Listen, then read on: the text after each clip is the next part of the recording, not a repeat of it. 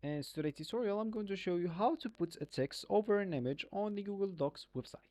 So first of all, of course, all you need to do, just go and open whatever browser you're going to use to follow this tutorial steps with.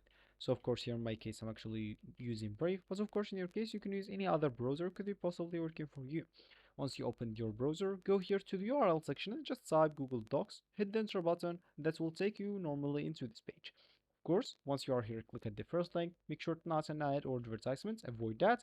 And of course, once you did that, you'll find yourself here with this page. If you have an account, you'll have to click at sign in to log in into your account already. But if you don't have an account, you'll have to click at sign up for free to create your account.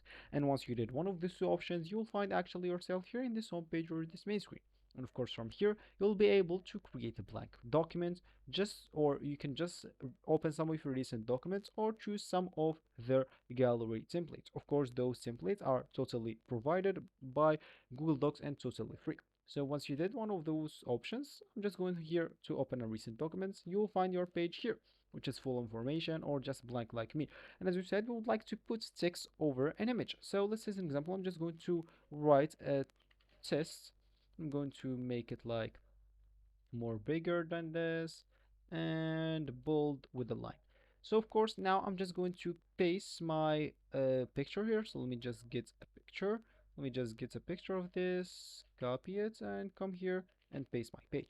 So now I'm just going to click add this picture and make sure to go here down and click add behind text.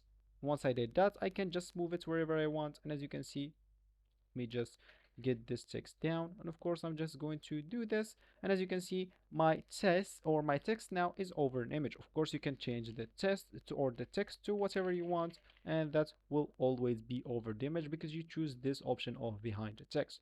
So this will be actually for this tutorial. I hope you like it. Thank you guys for watching, and goodbye.